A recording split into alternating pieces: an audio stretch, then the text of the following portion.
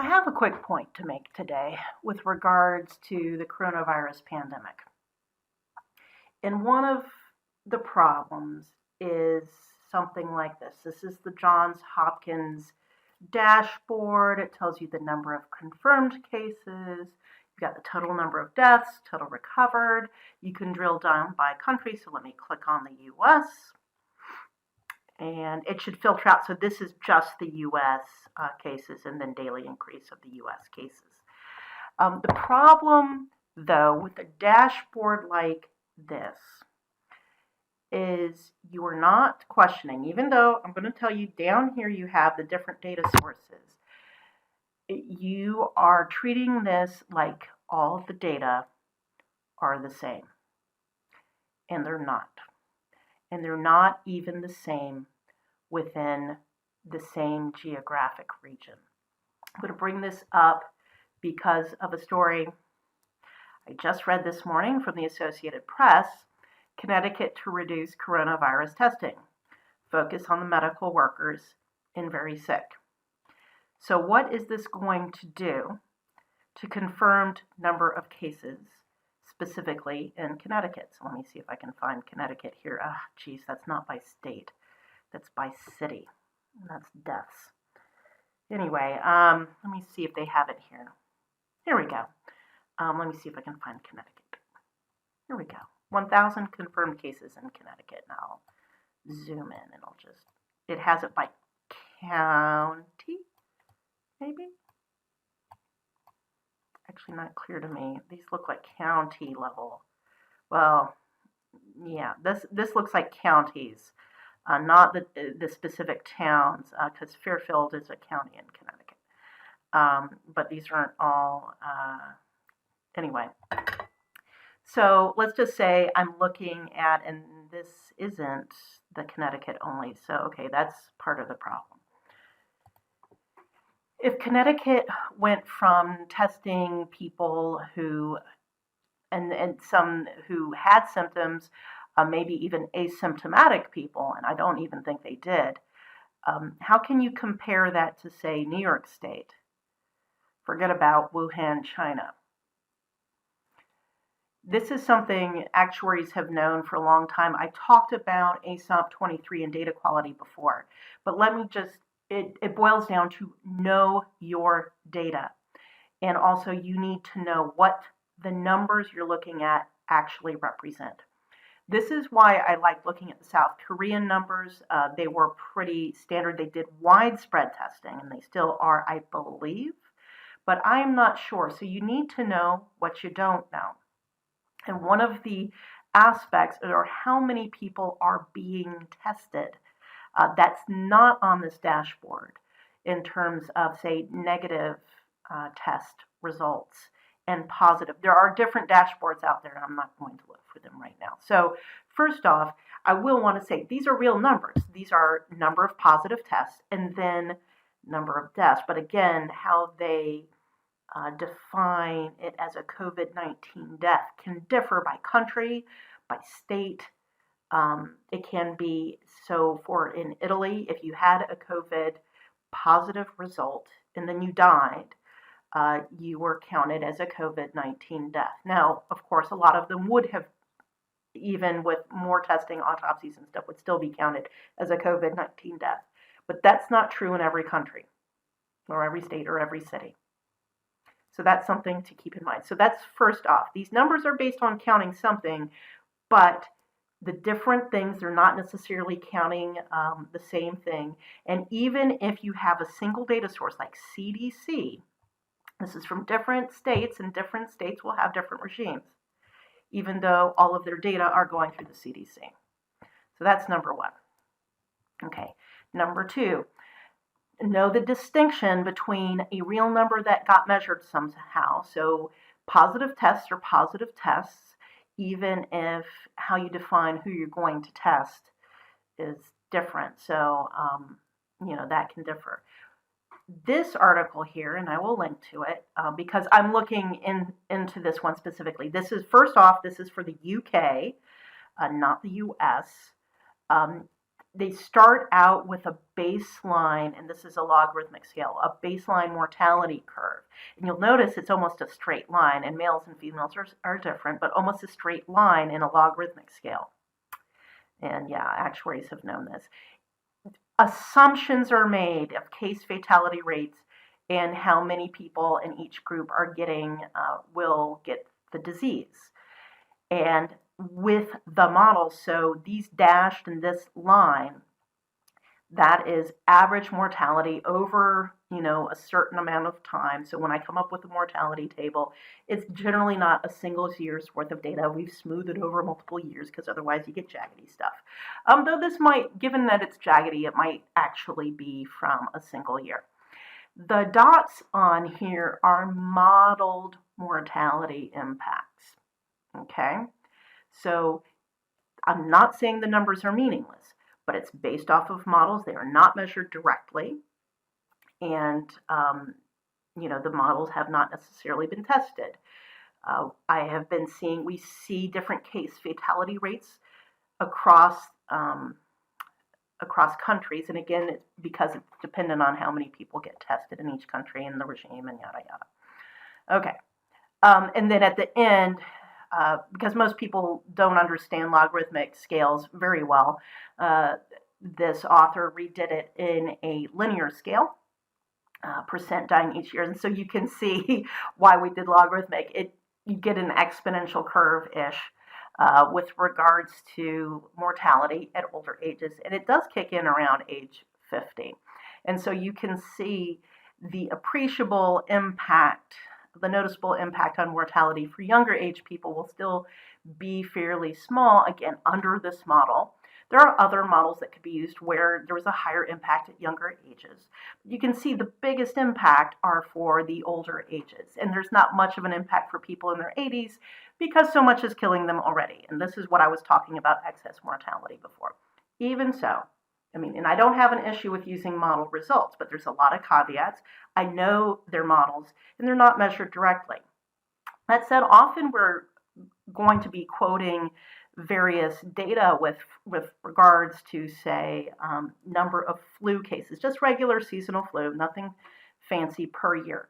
You do realize the millions of flu cases each year, and like tens of millions in the United States, not all tens of millions are tested. I think the last time I was tested for flu, I was probably 15 years old. That I had the flu. That was like the last time I had a flu so bad I needed to get tested. I've had the flu since then, almost definitely, but I wasn't tested for it.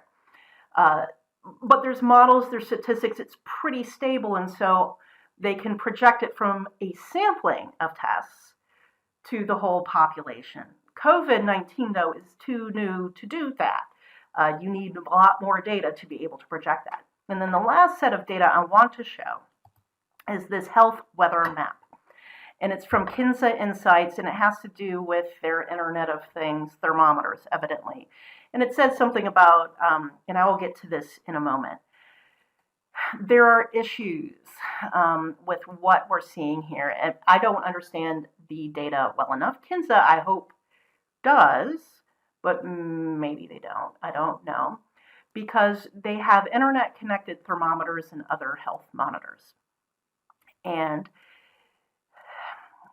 this is why I'm bringing this up, is that they have come up, and I'm still reading some of their materials, so this might be totally legit, where they have a projection of, expected percent ill, but what they're seeing from people who are using their devices. So what has been argued, and this is some of the pieces I've seen going around, first off, there is a natural cycle. I should show FluView so you know what it looks like.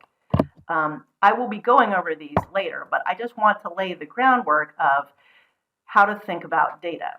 Okay, so FluView is this weekly report that comes out from the CDC that's throughout the year. I have been looking at this sucker for a decade now, because it does obviously have an effect on life insurance. There is a seasonality to deaths. These aren't deaths, these are in flu tests. Now, of course, a lot more people have flu than you're seeing here. Let me see if I can get, I'll come down here and see if I've got the annual. I'm just trying to find the annual here. Here we go. This is a good one.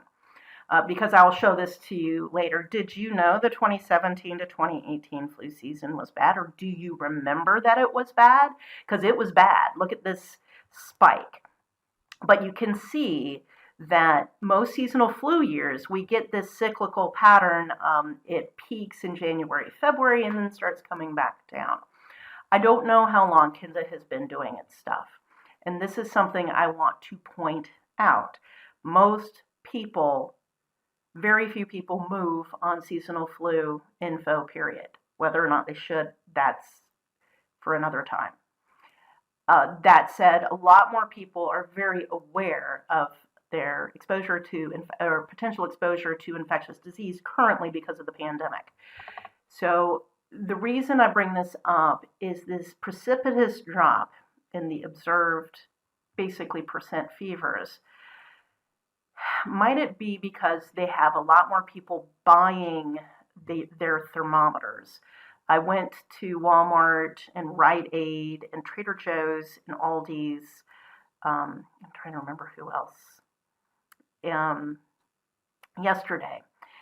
And I noticed which items were missing. So isopropyl alcohol, bleach. There was actually toilet paper there. But like a lot of cleaning, rubber gloves, latex gloves, I should say.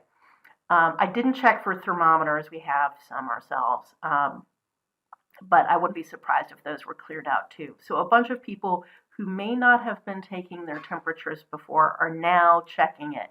So this is why I'm actually a little concerned about this trend of, oh, it fell below expected in number of ill, and maybe the social distancing is cutting down on colds and flus, and maybe it is, but I think it's premature to say that. Kinza, as far as I can tell, is not sharing what their sales data are, how many extra customers they have. So that would actually be something, and actually how more frequently people are taking their temperatures, perhaps. Because a lot of times people would take their temperatures when they were expecting to be sick, perhaps. They weren't feeling good. And now, just from people being paranoid, they're trying to catch it before it really goes anywhere. This happens in insurance. I've seen this before, where we make various claims estimates, but we have to be aware if there's something about the policyholder's behavior that has changed for some kind of reason, or the numbers we're seeing.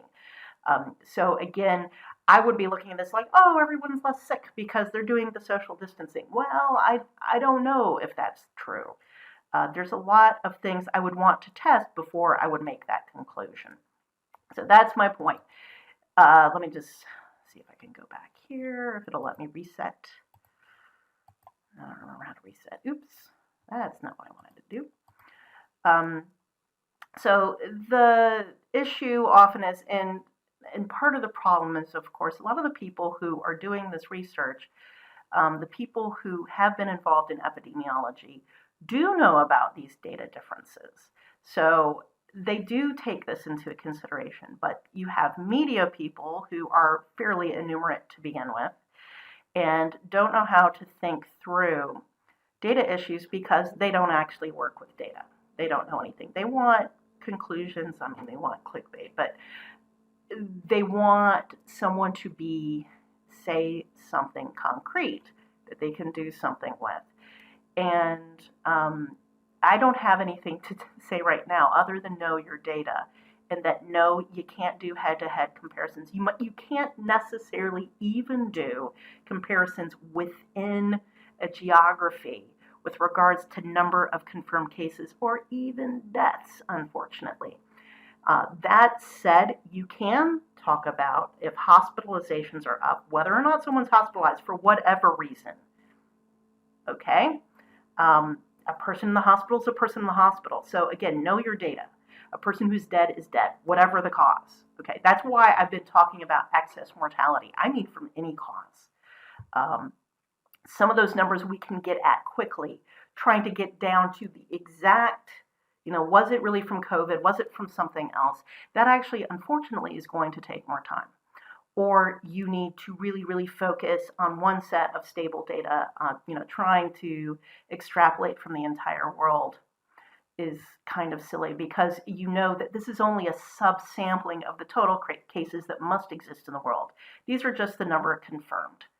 And of course, there will be false positives and false negatives to the test. We've already seen a couple of bobbles in multiple countries with regards to just erroneous testing, or just tests that don't work, period, that happened in the US. They had a faulty reagent and some other stuff. So that was some of the stuff that happened early on with US testing. Other countries have been sold tests or testing equipment that also didn't work. That looking at this, if you really, really want to analyze the data, you do need to be aware of the shortcomings of the data you're looking at. That is all.